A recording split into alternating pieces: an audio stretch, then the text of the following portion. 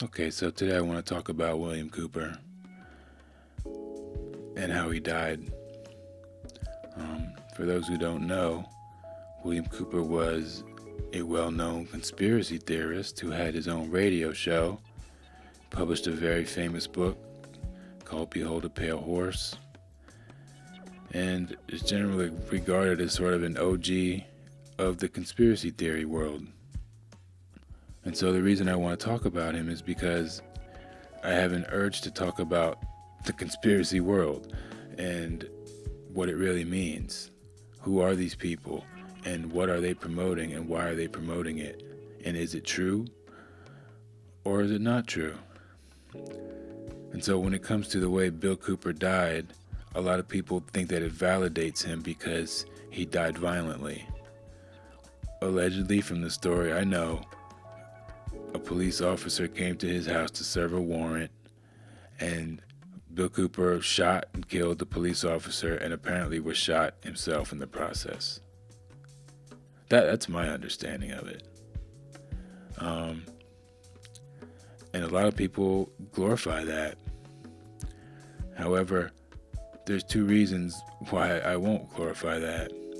First of all, is my understanding is that the cop that he shot was a rookie cop, 20-something years old, who was just serving a warrant. And that was Bill Cooper's last act in life, if you think about it. An act of violence, killing a young kid.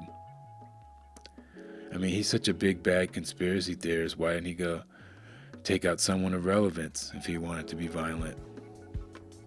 And that's the other thing I would say about him. The last year of his life, the broadcasts that he was doing were very different from what most people know from the hour of the time. He had become what I would describe as a hate monger. You can tell just from the tone of his voice on a lot of his broadcasts. He was screaming and yelling, raging, and inciting violence, telling people to go join militias and buy guns. And so in that regard, he looks very much like a government agent, doesn't he? Coupled with the fact that he had a coast-to-coast radio show. And I don't know how people can wrap their heads around the fact that someone's supposed to be giving out top secret information and nothing happens to them and they make a career out of it, going on tours, going on book tours. I mean, you see this in the conspiracy world. You see it with the UFO world. You see it in some other places. These people who claim to be revealing big secrets, and they're entertainers. They're in the entertainment industry. So, what are they revealing? Is any of it true? I can say from a lifetime of experience, a lot of it is true. But the way they spin it is always false, right? So they'll give you a piece of information and always spin it in a way that makes you think a certain way, that will always lead you away from the truth. And Bill Cooper's show, The Hour of the Time, was a great example of that, in my opinion. It's a show where he's revealing information about the ancient cults, how they're all related to each other, how they relate to astrotheology, how they relate to modern religion. So he gives you all this information, and not only that, but he tells you that they're the secret power of this world. And then he turns around and says, but they're bad and evil, and I'm a good Christian. So, for a lot of people, they don't realize that that's a mixed message. To a person who is ambitious and who sees through modern religion or simply just dislikes modern religion, that's an invitation to join a powerful organization, isn't it? And at the very least, it's an explanation of their religion, their occult religion. He claims to be, throughout the hour of the time, Bill Cooper gives these disclaimers where he claims to be exposing the cult again, and yet he's giving you detailed information on their belief system. So if you're exposing the cult, what difference does their belief system matter? They can believe whatever they want to. If there's something to expose, it would be their actions, as presumably criminal actions. So why even explain the philosophy of the ancient cults? And so I would suggest that Bill Cooper was like a lot of conspiracy theorists. Everyone that you can think of who isn't more or less a professional conspiracy theorist is, of course, an agent or a shill. How could they not be? How could they not be?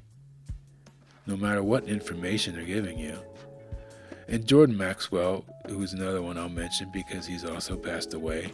I'm not going to mention too many of the living ones because I could spend the rest of my life exposing all the fakes and frauds and religionists on YouTube. But I'm not going to do that. But we will talk about Jordan Maxwell because he's also very relevant. And Jordan came out and basically said that he was being allowed to do what he was doing to bring light or to bring this information to a broader audience. So make of that what you will, but it seems kind of obvious that if somebody's got the top secret UFO data from Area 51, that they're not going on Rogan, are they? I mean, come on, a recurring guest on Rogan, right? Give me a break.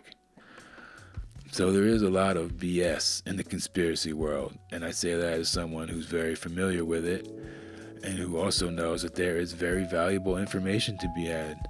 It's just you can't let them spin it for you. You have to take the information that's true and cut the spin out, and most people can't do that because the spin is being framed in a way that they're already familiar with. Religion. A religion that tells them they're good, they're going to heaven, the bad guys are going to suffer, burn in hell, everything's going to be all right, little baby. So if you have that worldview, you're going to be easy to lie to. And that's why so many predators go to church to find their victims, these gullible, nice, sweet people who just want to help and stuff. You know, I hate to say that. I hate to talk about them that way because they're more generous in spirit than I am, most of them. But unfortunately, it doesn't do you any good to be generous in spirit and to be soft in the head, because that just gets you taken advantage of, and it gets your money and your efforts and your goodwill put into someone else's evil organization. And that's exactly what religion is. So these conspiracy theorists, most of them are going to lead you straight back to religion. They're going to lead you back to politics. Look at the thing that happened with Trump. All these conspiracy theorists for Trump, right? So a real conspiracy theorist doesn't vote. Speaking as one. I mean, why would I vote for one corrupt person over the other? How could I possibly even make that determination? Who's more corrupt? I mean, that's splitting hairs. I don't even know these people. I'll never meet them in real life. I just know that they're representatives of the system, which I don't agree with either way. So why would I put my signature on something that I don't agree with? That's the way I look at it, and that's the way I've always looked at it. But these conspiracy theorists are going to lead you right back to religion. They're going to lead you right back to politics. And they're going to lead you right back to a mentality that all you have to do is pray harder, religion harder, buy more guns, wave the flag harder, and maybe we can rewind to 1940s America when everyone was making pretend real nice. Because that's what it was. And that's what a lot of these conspiracy theorists really want, is to rewind back to whitey America 1940. Sad as that is to say, they think the conspiracy only goes back less than 100 years. So when it comes to the conspiracy world, a lot of people are deluded, but then again, more and more people are waking up to the fact of how old these cults really are. And a lot of that is through the efforts of William Cooper and Jordan Maxwell. They're sources of information. They're legitimate sources of information. Despite the fact I'm telling you that they're agents and shills, they're nonetheless sources of information. So is 444 Gem, who I really, really dislike. Nonetheless, he is an expert in the occult. You have to give him that. So that's where you're at in the conspiracy world, and that's where you're at in general. There are no heroes out there, man. If you haven't killed all your heroes yet, you're not ready. You're not ready to make the quantum leap. All the things that we grew up idolizing, you have to just let it go, man. You have to let it go. And as much as people want to believe that there's a good guy team and that there's some good guy billionaires who own radio stations to put out the Bill Cooper broadcast to teach you about occult religion, you're just deluding yourselves. Take the information and make of it what you will, but don't ever think that it wasn't given to you for a purpose. And I've already told you what the purpose is. It's threefold. 1, to recruit new recruits. 2, to induce fear into religious type people. And 3 is just pure entertainment for conspiracy people. That's it. And that's what most conspiracy theorists are. Oh, and 4, and the fourth way you can identify these shills, which includes Will Cooper and Jordan Maxwell and all the rest of them, is that they never tell you what the real opposition or the real alternative to conspiracy is, right? Because they want to drive you back into religion. They want to drive you back into the institutions of power. So they're not going to tell you what the real solution is, because they are members of those same religions that hate nature. They hate our planet. They want to turn it into a concrete, metallic science project. That's it. That's the alternative. Loving our planet again. Being not afraid to get dirty. Not wanting to live in a sterile environment where there's not a crumb of dirt on the floor. Who would want to live in that? Are we afraid of dirt now? Are we afraid of bugs? When you go down and you sit by the lake and that beautiful sun is shining on you with the wind blowing, the second you sit down, 3 bugs are going to land on you. Are we afraid of nature now? Is it all terrible and scary and mean and gnashing teeth? And that's the alternative. Not Jesus, not the Anunnaki coming to save you. None of that. Not the Bible, not the Quran, none of their books that they wrote to brainwash you with. The truth is just as simple as becoming human beings again and finding our own way. Name your own deities. Write your own songs. Be your own tribe. Be your own people. Be free again. Trust me, as much as these conspiracy theorists talk about freedom, they're not leading you back to freedom. And that's why they're being broadcast. That's why they're being put out there. To make you feel hopeless, to make you feel afraid, to make you feel religified, or to just entertain you, which is basically a way of bringing you in on the conspiracy. If you listen to conspiracy shit over and over again, and it doesn't affect you in any way, then you've just been initiated, haven't you? You've been initiated into those cults that he was claiming to expose. All that detailed information on the hour of the time about those cults. Was he exposing them, or was he advertising and proselytizing his religion to you? The religion. Make no mistake, many conspiracy theorists have lost their lives.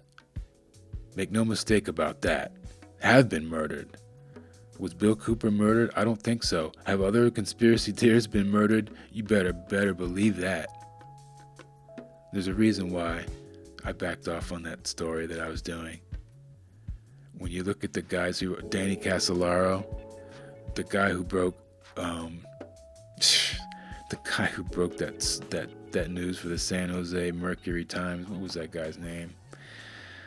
A lot of people have lost their lives because A, either they were insiders and they were whistleblowers, or B, they were just too good of a researcher and their thoughts were too concise. in the way they were exposing active conspiracies rather than talking about ancient history like I do. So make no mistake, conspiracy theorists have been murdered. Conspiracy YouTubers have been murdered. But the big names that everybody knows never got murdered. I don't think so. Despite the fact that Bill Cooper died violently, if he was such a threat, they could have murdered him decades before that because he was doing his thing for a long, long time. So maybe he was just retiring the character. Maybe he really did shoot it out with a deputy. But one thing I think is indisputable is that he killed a 20-something kid for his last act of his life, and that the last year of his life was spent promoting violence and hatred and rage. So it wasn't a pretty end for Bill Cooper, no matter what his most ardent fans say. And if some of them want to hear this and think I got the facts wrong, hey, I can admit I'm wrong, but I don't think I'm wrong here. And I don't think there's any explanation for the fact that he was given this radio show right next to Art Bell. So let's get real.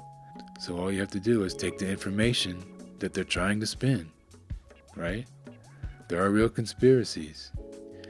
You have to figure out what's real and what's fake if you want to enter this world.